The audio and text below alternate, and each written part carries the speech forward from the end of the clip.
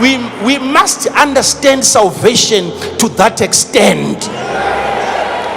So your understanding of salvation has to be in legal terms.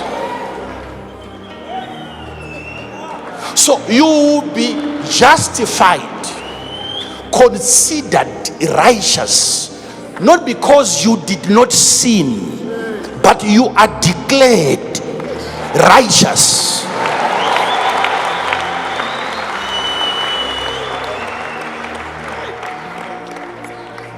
Why are you still afraid of sin?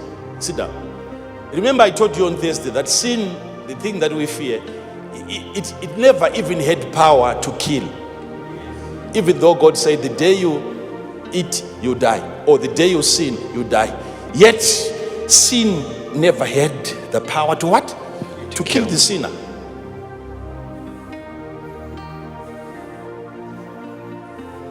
Though it was live, you could see certain people's heads were really vibrating. They didn't.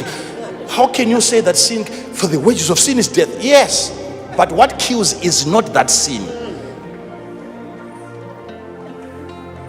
When God said you sin, you die, he only said, when the day that you sin, I will not allow you to eat of the tree. It means he was eating. Where was he eating? So that he doesn't die. Where was he dying? That was before he sinned. So man was still dying.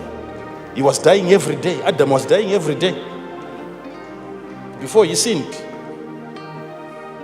You don't need the tree of life if your life is sufficient. The moment you require external assistance in terms of life, it means you are mortal. If you are an immortal being, you don't eat from the tree of life. The moment your life becomes outside of your being, it means in your self existence, you are dying every day. But that was before he sinned. How did I justify that he was dying? The previous generation.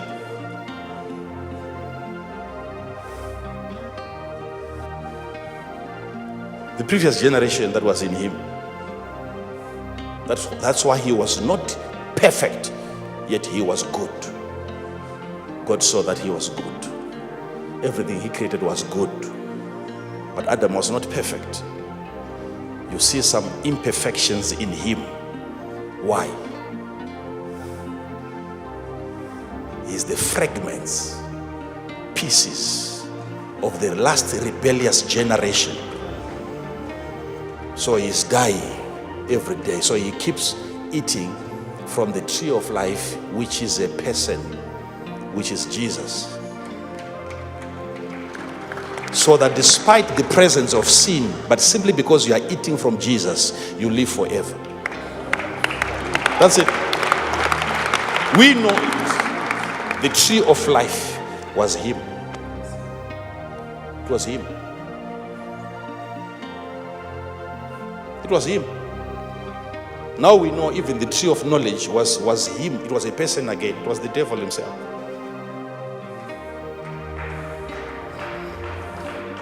We can take time to talk about that. When God came, having known that they had eaten of the tree, the first question was, who told you? Have you eaten of the tree? There is a who, not what told you. If the tree was an eat, God would have said, what told you? Have you eaten of it? But he said, who told you that you are naked? Have you eaten of the tree? Because the tree is a person. And he said, who told thee that thou wast naked? Hast thou eaten of the tree?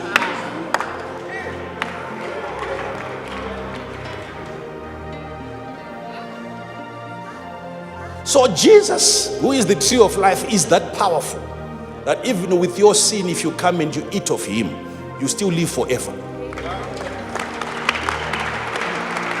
Sin doesn't have power anymore to bring you down.